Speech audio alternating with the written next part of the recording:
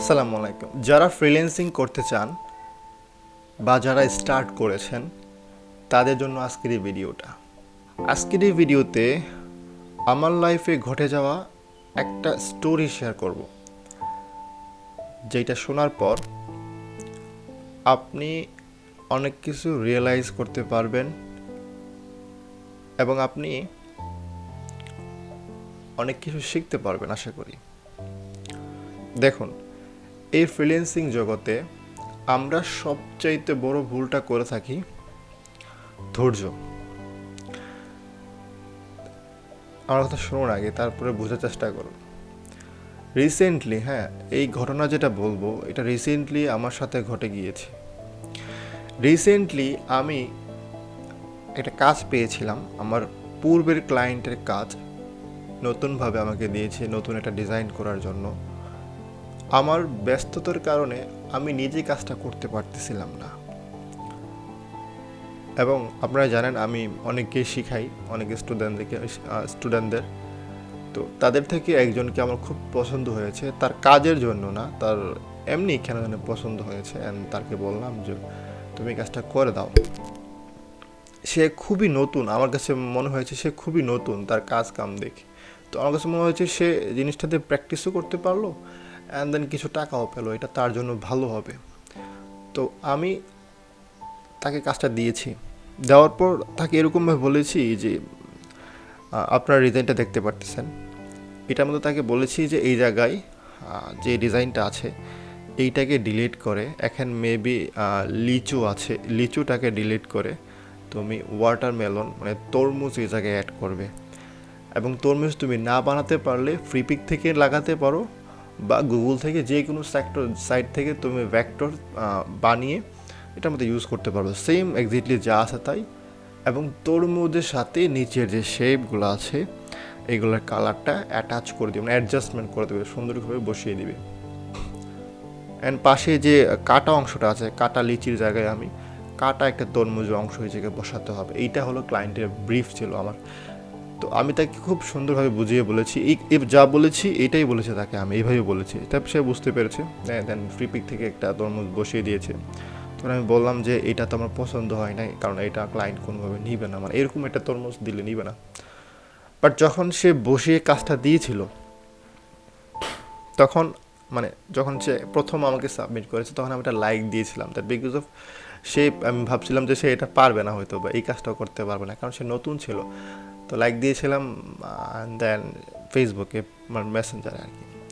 তো সে বললো, আমি বললাম যে ঠিক আছে, এইটা তো তরমুজটা অ্যাকসেপ্ট করবে না ক্লায়েন্ট, এটা পরিবর্তন করে একটা সুন্দর তরমুজ এই জায়গায় বসানোর চেষ্টা করে। এবং আমি তাকে তরমুজের ছবি দিলাম যে কিছুটা এরকম হবে, এবং সে তরমুজটা বানালো। বাট আমার কাছে মনে হতেছে আমি যেটা দেখাচ্ছি এক্স্যাক্টলি সেম ওই রকম তরমুজ সে বানাতে পারতেছে না, কালারে একটু ডিফারেন্স ছিল। তাকে বললাম যে কালারটা মিলতেছে না, কালারটা মিলতেছে না, একটু মিলানো ট্রাই করে। এবং সে অনেকটাই করে ফেলছিল, মানে সেম টু সেম ডিজাইন করে ফেলছিল, জাস্ট কালারটা একটু মিলতেছে না। তো যেহেতু সে এতটুকু করতে পারছে, এত কালারটা তো সে মিলাতে পারবে আমার কাছে মনে হয়েছে। তাই আমি তাকে বললাম কালারটা মিলিয়ে দাও। অ্যান্ড সে এইটা কালারটা মিলে নাই। অ্যান্ড তাকে মেবি 3 থেকে 3বারের মতো কারেকশন দিয়েছে, কারেকশনগুলো এরকম আহামরি ছিল না। তাকে তখন সে হঠাৎ করে বললো যে ভাইয়া আমি আপনার কাজটা করতে পারবো না, কারণ আপনি বারবার বলতেছেন এটা করো ওইটা করো, এরকম একটা ভাব। অ্যান্ড সে আরেকটা জিনিস বলতেছিল যে আপনি একবার আমাকে, আমি ডিজাইনটা করে দিয়েছি, একবার লাইক দিয়েছেন, তো পছন্দ না হলে লাইক দিলেন কেন? মানে ডিজাইনটা সে যখন আপলোড, মানে আমাকে দেখাইছে, আমি তাকে লাইক দিয়েছি ডিজাইনটার মধ্যে মেসেঞ্জারে, তো লাইক দিলেন কেন? অ্যান্ড এরকমভাবে আরও অনেক কিছু সে আমাকে বলতেছে। অ্যান্ড আলটিমেটলি সে বললো যে ভাই আমি আপনার কাজটা করতে পারবো না।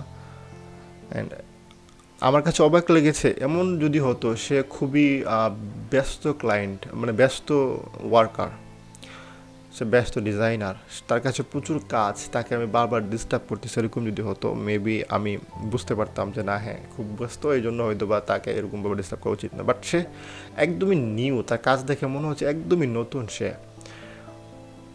নতুন ডিজাইনার হয়ে এরকম একটা সিচুয়েশন তৈরি করে, আমি বলবো না যে সে হয়তোবা তারা অনেক কারণে হ্যাঁ সে এরকম কাজ করেছে, আমি তাই খারাপ বলবো না, বাট আমার কাছে যেটা মনে হয়েছে ডিজাইনারদের এরকম হওয়া উচিত না। প্রথমত যারা স্টার্টিং করতেছি তাদের আচরণ এরকম হওয়া উচিত না।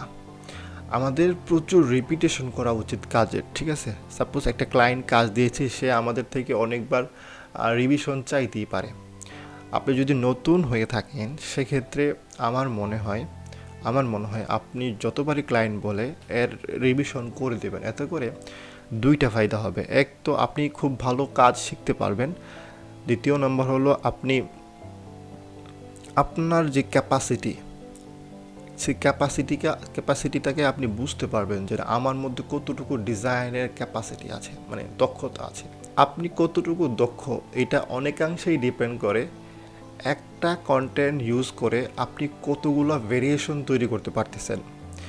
এইটাও কিন্তু অনেকাংশই ডিপেন্ড করে। যদি আপনি এরকম কাজ করতে পারেন, অনেকগুলো ভেরিয়েশন তৈরি করতে পারেন, তার মানে আপনি খুব এক্সপিরিয়েন্স, এইটা আপনি ভাবতে পারেন। কারণ এইটা আসলে সম্ভব না যদি এক্সপিরিয়েন্স না থাকে একটা কন্টেন্ট দ্বারা অনেকগুলো ভেরিয়েশন তৈরি করা, ঠিক আছে? এবং যে ভেরিয়েশনগুলো ইউনিক হবে। দেখুন, চ্যাট জিপিটি কিন্তু এটাই করে। এর ইউনিকত্ব কী, মানে এর ইউনিকনেসটা কী চ্যাট জিপিটির? সে রিপিটেশন করতে পারে। আপনি যে কোনো কন্টেন্ট দিবেন তাকে তৈরি করার জন্য, সে এইটা রিপিট করবে, বাট একটার থেকে আরেকটা কিন্তু ইউনিক হয়, কিছুটা বা অনেকাংশে ইউনিক হয়। এটাই কিন্তু তার সবচেয়ে মূল বড় বৈশিষ্ট্য বলতে পারেন চ্যাট জিপিটির। সো ডিজাইনারদেরও এরকম আমার মনে হয় প্রতিটা কাজে রিপিটেশন করা উচিত, তাই না? যেমনটা ওই ভাই, যেটা বলবো, যাকে কাজ দিয়েছিলাম সে ভুল করেছে। আমি 5 বছর যাবৎ গ্রাফিক ডিজাইন করি, আমি নিজেও কিন্তু এখন অনেক অনেক অনেক ক্লায়েন্টের প্রচুর পরিমাণে রিপিটেশন কাজ করি, মানে রিভিশন দিয়ে থাকি। তো এটা আমার ভালো লাগে, কারণ এতে করে নতুন নতুন জিনিস শেখা যায়। মানে একটা প্রবলেম তৈরি হয় যেটা সলিউশন করি আমরা, ঠিক আছে? প্রতিটা সময়, প্রতিটা সিচুয়েশনে এক একটা প্রবলেম তৈরি হয়, তখন সেইগুলো আমাদের সলভ করতে হয়। আমরা ডিজাইনিং করি, ঠিক আছে না, আমরা কিন্তু প্রবলেমের সলিউশন করি, ডিজাইনিং করি, ঠিক আছে, বাট আমরা আসলে আমাদের মুখ্য উদ্দেশ্য হলো প্রতিটা প্রবলেমের সলিউশন করা। হ্যাঁ, ডিজাইনারদের মূল কাজই কিন্তু এটা, ঠিক আছে? তো আমার এই ভিডিওর মূল উদ্দেশ্য হলো আমি আপনাদেরকে দেখাচ্ছি যে আমি একটা ক্লায়েন্টের কাজ করার ক্ষেত্রে কতটুকু রিভিশন দিয়েছি সেম ক্লায়েন্টের কাজ করার ক্ষেত্রে। বাট ওই ভাইটাকে বলার পর সে 2-3 বার পরে আমাকে এরকম একটা বক্তব্য দিয়ে দিল।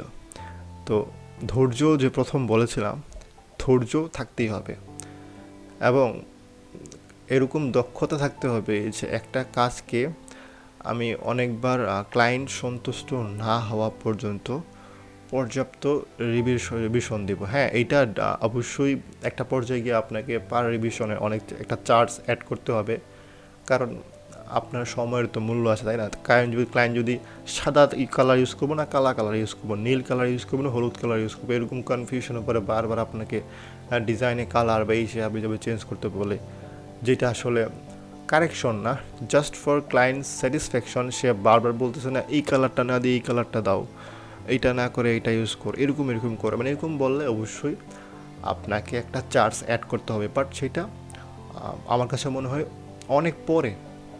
আপনি যদি ভাবেন যে আপনি যদি মনে করেন যে না, আমি এখন কাজ করার মতো আমার যোগ্যতা আছে, আমার এখন শিখার জন্য আমার এত প্যারা নিতে হবে না, এখন কাজ করার মতো যোগ্যতা আমার মতো চলে এসে পড়েছে, তখন আপনি এই ধরনের চার্জ নিতে পারেন। বাট আপনি যদি ওইরকম লেভেলে থাকেন যে না, আমার এখনও অনেক কিছু শেখার বাকি আছে, সেক্ষেত্রে আমার মনে হয় না আপনার চার্জ নেওয়ার প্রয়োজন।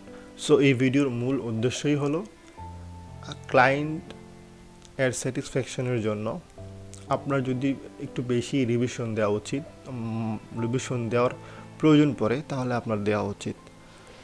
আর ওই যে ছোট ভাই বা বড় ভাই, আমি জানি না সে আমার ছোট না বড় মেবি হবে, তার মতো কাজ করবেন না। বিশেষ করে নতুন যারা, কোনোভাবে তার মতো কাজ করবেন না, মানে কোনো সিচুয়েশনে তার মতো কাজ করবেন না, এতে করে আপনি আপনার লাইফে বড় ক্ষতি করে ফেলবেন, ঠিক আছে? এই তো আজকের ভিডিও এতটুকুই। ধন্যবাদ। আসসালামু আলাইকুম।